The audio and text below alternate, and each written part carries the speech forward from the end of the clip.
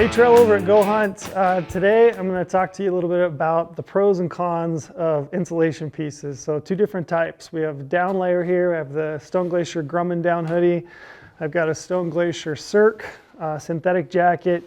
We get a lot of questions on the pros and cons of these two types of insulation pieces and when you might use one over the other. So to demonstrate that, kind of give you a real world example of the pros and cons of each, I've got some props here for me. I've got a scale, I've got a bucket of water, I've got a dry sack, and I'm just going to work through these and kind of show you the pros and cons, and at the end I'll touch on which piece might be the more suitable option for you depending on the hunt that you're going on. So the first thing I'll dive into is packability. One of the major pros of a down layer is the packability. And I'm just going to take a stuff sack and kind of show you a real world example. This is a Sea to Summit 4 liter. It's got a roll top at the top. So first I'm just going to grab the down jacket and just stuff that in and give you an idea of just how packable a down jacket is. All right, so you can see this fits really easily in a 4 liter stuff sack. I've got the roll top and I can even take the extra dead air space out of that. I could potentially even get that even smaller. I think I could fit that in probably a 3 liter. 2 liter might be a bit of a push, but this is definitely one of the advantages of a down layer is this thing stuffs down very tight in a very small compact compartment.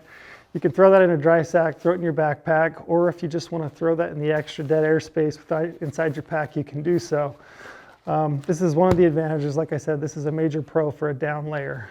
In comparison, I'll stuff the Cirque hoodie in this. You can get an idea of how much more space that thing's going to take up in your pack or a dry sack.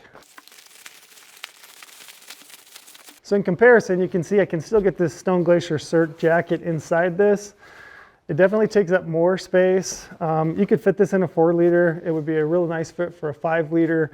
So I would say the difference in compact ability for the two different jackets, I could probably get this in a 2 to 3 liter stuff sack. This one I'm going to be more of a 4 to 5. So it's a difference in about a liter or two of compressibility. So like I said, one of the major advantages of down is it compacts really small. The synthetic's definitely going to take up more space in your pack. So one of the next major advantages of a down jacket over a synthetic is weight. A down jacket is very lightweight because of the materials. Those down clusters inside of there, they provide a really warm to weight ratio. So it's going to be warmer for the amount of weight that you're packing in your backpack. A synthetic also has some advantages in other areas, which I'll talk about next. But just as a real world example, I'm just going to weigh the two and kind of show you what you could be looking at in the difference in weight. So I have the synthetic Cirque jacket in here. I'm going to throw that on the scale. That's going to come in at 1 pound, 6 ounces.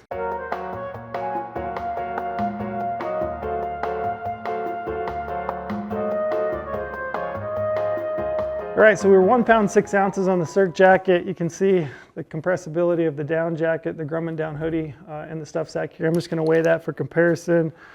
Throw that up on the scale. So that one's 13.7 ounces. So you can see that's a pretty significant difference in weight. This one over a pound by quite a bit, this one under a pound. So that's one issue you wanna think about when you're picking a jacket, whether down or synthetic insulation, is the amount of weight and the type of hunt you're doing. If you're going on a backpack hunt, weight is a premium, so you want to try to save as much weight as possible and still have a functional piece of gear. So depending on the hunt, down might be a better option for you because it certainly is a whole lot lighter, and you can see it's a lot more compressible, fits in a much smaller package. So the last one I want to touch on is kind of a big one, and this is going to really help you decide what jacket is right for you. Down, when it gets wetted out, when it compresses, it's not going to retain the loft and the warmth that a synthetic would, which is probably the biggest advantage of a synthetic jacket, is that it still retains its loft. It's still going to insulate when it's totally wet.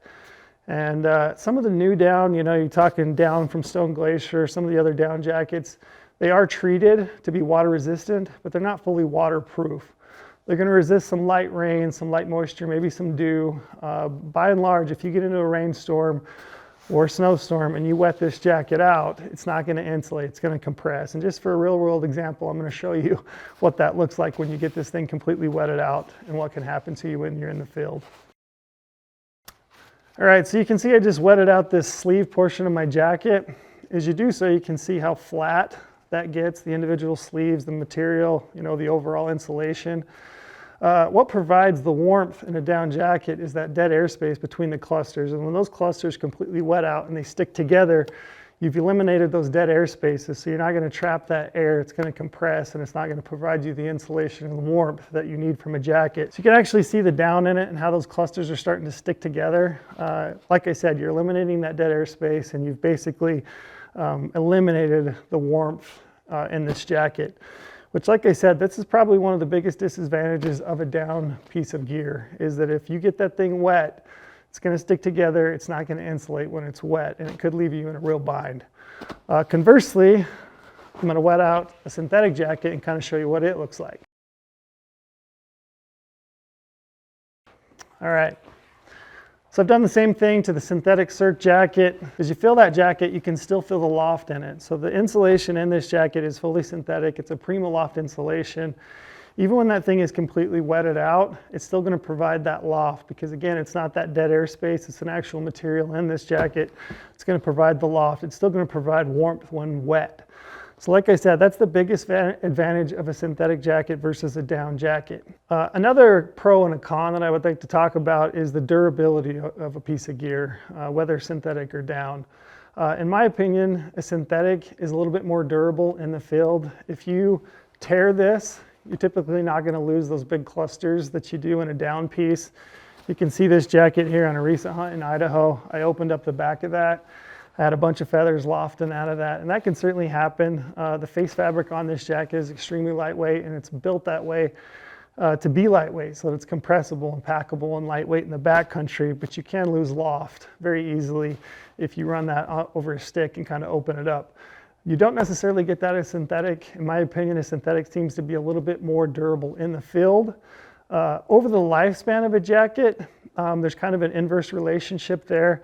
If you take care of a down piece of equipment, stuff it in a stuff sack, pull it back out, you don't store this thing, compressed, it's going to give you good longevity and good wear and tear in the long haul. The insulation in a down jacket does tend to rebound better than a synthetic insulation over time. So I would say in the field, a little bit more durability with the synthetic jacket.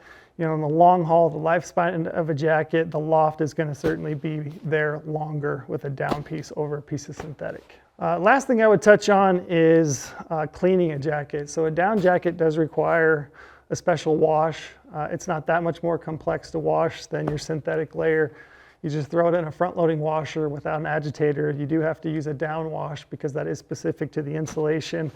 It's going to help you take care of your jacket longer, so you just throw that in and wash it. When you do dry your down layer out, it's pretty easy. You just simply throw that in a dryer, front-loading dryer without an agitator again, with a couple of tennis balls to help break up those down clusters on a low cycle. You do that 2 or 3 times, it's going to dry out nicely. The synthetic is pretty hardy. You can wash that thing basically like you do everything else at your house.